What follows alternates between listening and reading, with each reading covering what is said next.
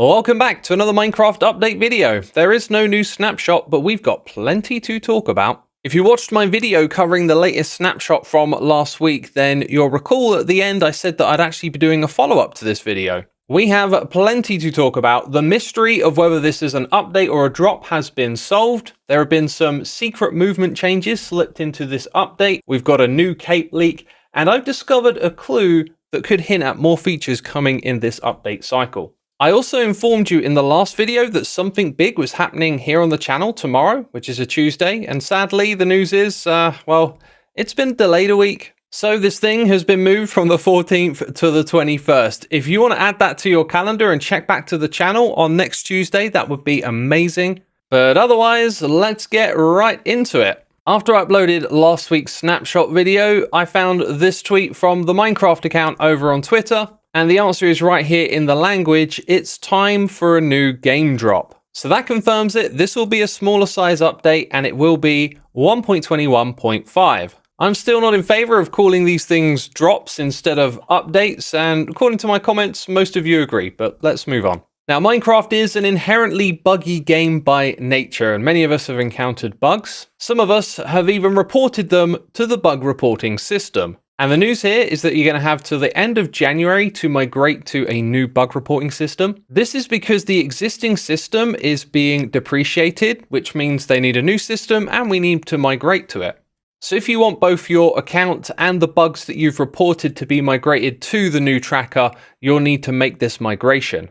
And the good news is this isn't painful at all. There is a link to click on. When you go to it, you simply log into your account and then you're given one of these free options. And if you don't migrate, you'll still be able to set up a new account. But if you don't migrate before January the 31st, all of that old data will be lost. So if you have an account, be sure to make the migration. It's very painless. It only took me like less than a minute to do the whole thing. Now, snapshots are fun because they introduce all sorts of quirky changes. Most of the time, things like this are unintended. That lamp should absolutely not be turned on. But there are some other changes that it seems are indeed intentional. The way in which we move in this game has been changed. We can move forward, we can move left and right, and sometimes we can do both at the same time. But if you're very observant and used to this type of movement, you might notice that it's slower than usual. And the changes I'm about to show you were confirmed by Sliced Lime, a developer of Mojang, which I think implies that these are actually intentional changes. With this tweet, we can see a comparison between 1.21 and the latest snapshot, where strafing in that diagonal angle and placing blocks is clearly slower.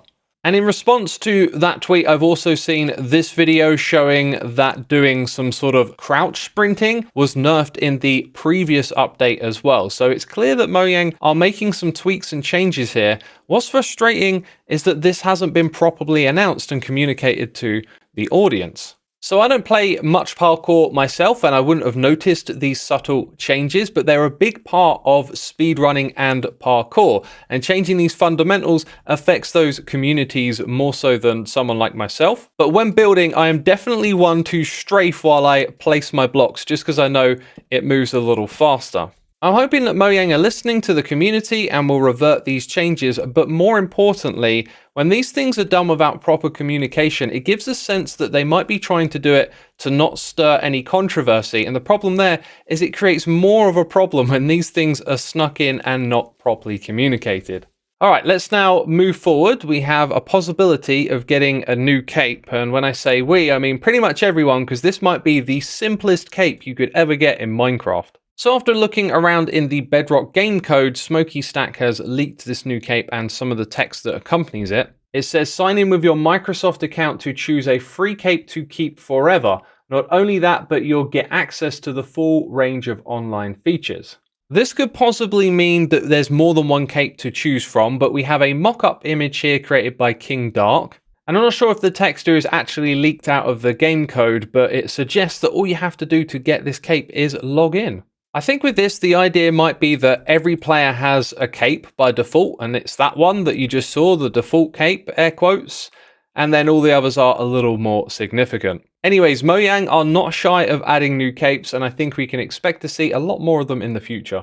Alright, it's now time for some stuff that I didn't cover in last week's video. I've also got something really cool to show you regarding possibly the next snapshot at the end of this one. And a little reminder for me, if you're enjoying this and you want to catch more of these videos in the future, then make sure to be subscribed to the channel. Thank you for doing that. We're now going to look at the best bits from the technical changes. There is a new crafting transmute recipe type. So this means custom crafting can now support a count of more than one item as well as components. So this means, as an example is given here, you can craft a damaged item, or you could include some sort of enchantment or other stuff that is data driven. So if you are making an experience where you wanted enchanted books to be obtained via some sort of system like this, a resource and a book, then you could make this as the output component.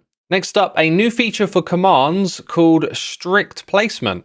Here is an example of it with the fill command. Let's go ahead and place this block and then use that command. We are going to replace the block with water, and when we do that, it's going to get an update and start to flow everywhere. So if you didn't want to do that, then with the command, you can use strict on the end of it. And now when we fill it in, it doesn't receive a block update. Of course, putting a block next to it will update the water and then it will start to flow again. But yeah, if you've ever wanted to use fill commands or place commands and not have block updates come along with that, then strict is the tool to do that. There are also a lot of changes to command structure and how they store data within them. So if that's something you need to know about, you can find the article linked in the description box below. Now, I was poking around in the game files and I found something that alludes to what we might see in some of the next snapshots. But when preparing to cover the technical parts of this snapshot, I noticed it's actually written here in plain text. Biome tags. All biomes where cold variants of farm animals spawn. And of course, we got one for where warm variants spawn as well. Farmland animals were also referred to when it came to them spawning in the Badlands. So I think there is now a category of mobs called the farmland animals. And I think that they're all going to receive variants. But what animals are they? Well, pig, chicken, and cow, I reckon, are a certainty.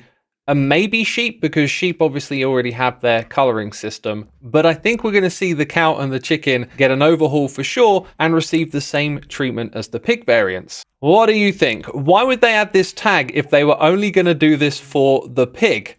I mean, they created a new classification of mob and put the pig inside of it. All right, next up, some discoveries from the previous snapshot. So leaf litter and the new wildflowers, as well as the existing pink petals, can only be placed on dirt blocks. So here's like dirt, we've got rooted dirt, and then we've got coarse dirt. I think others like podzol and mycelium are a part of this list too. But here's the dealio, those blocks can't actually be placed on other type of blocks. So you can't put your leaf litter or the flowers on top of these two. And I think that's a real shame, because this ability to put a partial texture on top of an existing one multiplies your creativity. It gives you so many more options. I initially thought these would look really cool on the packed blocks here, packed mud, but yep, you can't place them. So Mojang, if you're listening, please consider that. I think it would be a good idea to let you place these wherever you like. And while we have the wildflowers, bees can use these to pollinate. Pale oak leaves and pale oak saplings have been given a new color on maps. And there it is, an incredibly exciting shade of gray. So on the topic of bug fixes, here is one you might like to know about. If you've placed a boat onto string on top of water, they would usually just sink all the way down to the bottom. That's been corrected. A creaking that ends up in water will no longer have its pathfinding broken. So previously, they would basically be stuck in the water. So ladders are something that we can cling to and hold on to. But this was not the case if you were flying with an elytra. So let's go ahead and fly into the ladders. And as you saw there, I was stuck onto it. We'll do that one more time so it's a lot clearer. There you go, I've landed on the ladder. Launching a trident through lava will now consistently set it on fire. And you can use a water bucket to put this out. So those are the bug fixes that I thought were worth sharing. And now we move on to something really interesting we might see in the next snapshot. This comes from a Bartek Bok tweet. So let's pay attention to what's happening here. A dirt block is being renamed. And then we have an animated banana GIF right here. And a bunch of them in item frames. If I have interpreted this correctly, it means that a resource pack can apply changes to an item by simply having a different name. So you could go in and rename this item, and then you can just imagine that you get this texture instead of that one. And that is really, really cool because it would mean you could download a resource pack that has tons of additional and extra textures in it. And all you need to do to access them for items and such is just rename them in an anvil. Now, what was curious about that tweet is that it was initially a block and then it got changed into a flat texture. So this might be even more powerful. And what I think will be really cool if it can do stuff like detect enchantments on an item, then that way custom textures could be applied from the pack just based on a sword having sharpness. It could have a slightly cooler texture or something. We will of course have to wait and see. So make sure you subscribed, tune back in 2 days time for the snapshot on Wednesday, and we will find out what's what. Thanks for watching this video, and I'll see you soon with another. Bye bye.